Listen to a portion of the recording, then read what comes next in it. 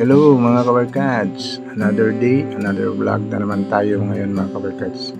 Itong pinuntahan natin mga kabarkads, ito yung Mandog to Sitio Luman, via Sitio Luman to New Valencia to Kalinan.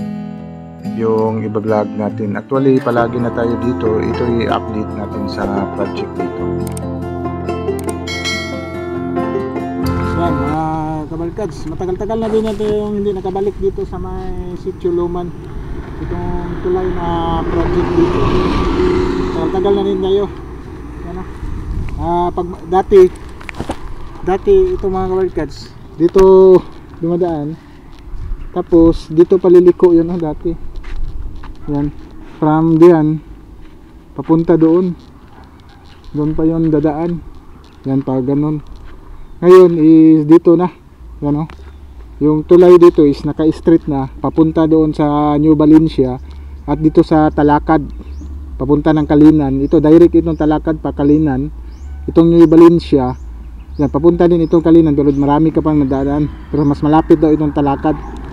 Kaso hindi muna natin madaanan itong Talakad papunta ng Kalinan. Dito muna tayo sa New Valencia. I-check natin yung kalsada ng tinatrabaho doon. Kasi malaki yung parang uulan.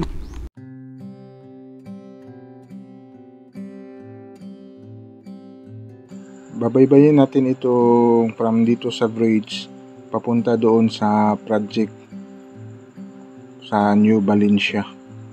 Kung kumusta na ba itong kalsada dito, or purely nakasementado na ba, or lupa pa lang, yan yung i-update natin dito sa project na ito sa Sitio Luman going to New Valencia. Yan nakikita natin dyan mga kabarkads, kasi diretso na yung kalsada, may maliit na kalsada sa left side natin, yan yung dati, ngayon ito na yung malaki.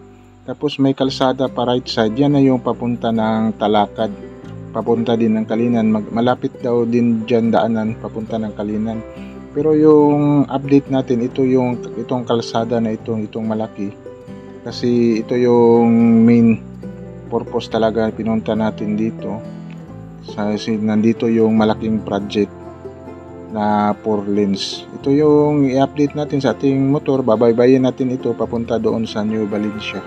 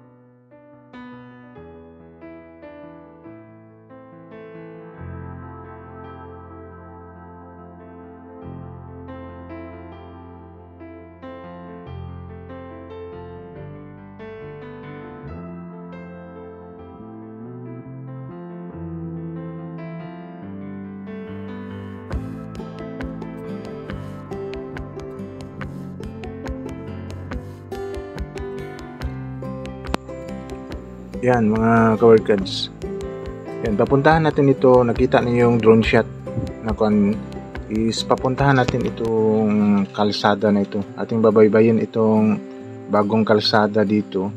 Yan, galing sa tulay is naka-street na ito mga kabarkads. Ito lang yung bago, nakita niyo na may magandang bahay sa ibabaw. Yan, bago lang ito dito mga kalsada mga kabarkads na ginawa nila. Kasi dati is doon pa sa kabila ito dumadaan doon sa gym sa Sitio Luman. Ngayon ay may kalsada na talaga, straight sa tulay. Tapos mga kabarkads, ito yung kalsada mga kabarkads. So, ito yung papunta ng Talakad to Kalinan. Maganda din daanan dyan mga kabarkads. Simentado na daw sabi ng taga dito. Pero yung purpose natin mga kabarkads is itong kalsada na papunta ng New Valencia. Palabas ng Kalinan. Yan, ating binabaybay ito.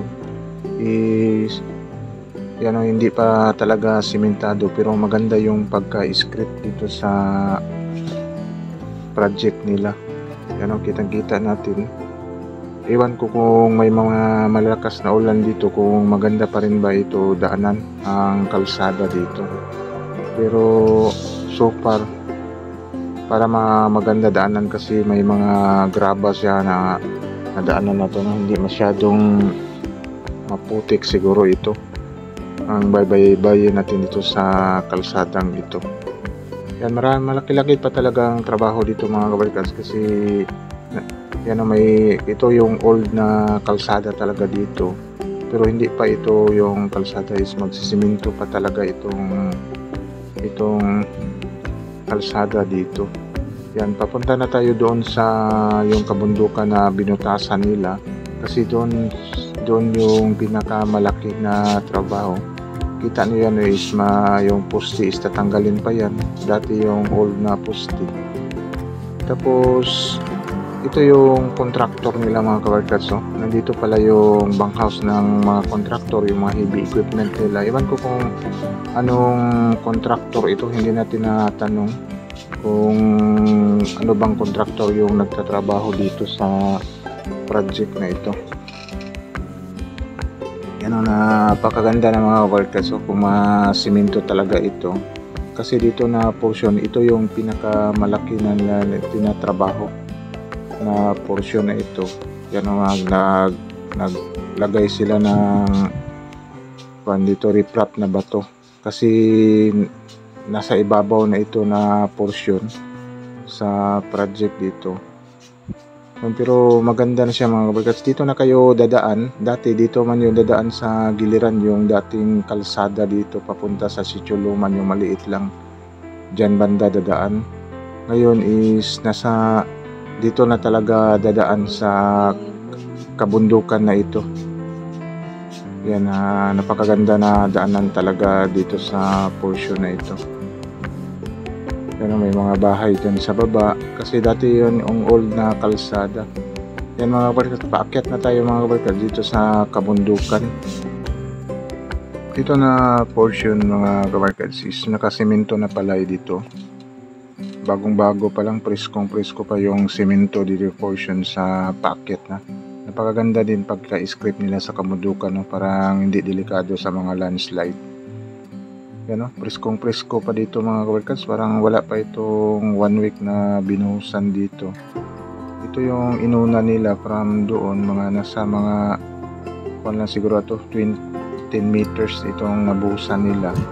Kasi paakyat na ito na portion, siguro inuna lang nila dito kapag umuulan. Parang delikado siguro dito na portion, kaya inuna nilang siniminto itong area na ito. Yan, ay dumadaan kapag matapos talaga itong semento dito sa project na ito is maganda na talaga ito daanan kasi kitang-kita natin na 4 lanes yung daanan dito na ginawa sa papunta ng Sitio Luman. Ito is papunta na ng New Valencia. Yan, marami nang dumadaan dito na mga motorcycle at saka yung mga sasakyan dito ng banaan. Pero sa nakikita natin dito is maganda, kahit hindi pa nakasementado, maganda talaga daanan kasi parang matibay yung pagkagawa nila sa kalsada. Yan, na script is ready for kuha na talaga ito yung simento na, kasi plain na yung kalsada. Hope na simento na talaga ito, kasi pababa ito na portion daw. Kapag tuwing umuulan dito is kakankanin itong kalsada na ito, paakyat na portion na ito. Dito na ito tatagos sa old road na kalsada dito. At may nakita tayo na signage dito mga kabarkads, is bawal pala itong mga malaking truck na dumaan dito, kaya hinarangan nila mga kabarkads. Tapos may mga markings na nilagay na 2.8 meters lang by kung ano makadaan ng mga truck dito. Yan. Tapos nilagyan nila ng barrier para hindi talaga makadaan yung mga malalaking truck dito na area. Yan, ang makadaan talaga dito is yung maliliit lang na mga truck. Yan, yung nilagay nila sa ibabaw, yan lang yung level niya, height level niya na makadaan sa truck. Kapag makadaan ka dyan, pasok ka papunta doon sa Sitio Luman, papunta ng Mandog. Yan, ito na yung old na kalsada mga kabarkads. Dito pala tatagos, palakihan pa itong portion dito mga kabarkads, kasi maliit lang ito para lang yung barangay road na sinimento. Siguro may mga kabahayan dito sa giliran, siguro madidemolis pa ito sila na portion ito, at marami pang mga puno kahoy dito matatamaan sa daanan ito, kasi maliit lang talaga itong daanan dito. Doon sa papunta ng Sitio Luman is 4 lanes yung nadaanan. Tapos may mga bangin-bangin pa dito na portion. Ito na yung palabas ng New Valencia mga kabarkads. Yan, kitang-kita na natin yung kalsada ng New Valencia. Tapos dito mga kabarkads, meron din pala ditong nilagay na bawal din yung truck na makadaan dito na area, katulad doon sa entrance. Ito yung papunta ng New Carmen. Yan, nilagay din sila yan na barrier para hindi talaga makapasok yung malalaking truck na dumadaan dito. Yan, papunta ng New Carmen, magtuod maa, papunta ng ito yung papunta ng ito na portion is papunta na ng Kalinan. Yan, dito tayo dadaan sa may papunta ng Kalinan mga kabarkads. Yan, napakaganda na pa rin. Last nag-update tayo dito is tinatrabaho pa itong kalsada dito. Ngayon 2 lanes lang siya, pero malaki na yung kalsada dito mga kabarkads. Compare dati is 2 lanes siya, is din substandard. Ngayon is standard na talaga yung 2 lanes dito na kalsada papunta ng New Valencia. Yan, papunta na ng Kalinan. Siguro mga kabarkads, ito na lang yung update natin dito sa ginagawang kalsada pa Mandog going to Sitio Luman, tapos papunta dito sa New Valencia, Kalinan. Yan, may mga portion pa dito mga kabarkads na tinatrabaho pa nila, binabakbak pa yung kalsada, hindi pa talaga totally natapos yung buo na kalsada dito, kasi itong kalsada na ito mga kabarkads papunta talaga ng Kalinan ito na palakihan. Ganito na kalaki, standard na road. Siguro mga kabarkads, hanggang dito na lang. Like and subscribe to my channel and press the button bell para ma-notify kayo sa mga video na i-download ko, especially sa mga travel vlog natin. Yan, sige, bye-bye, God bless.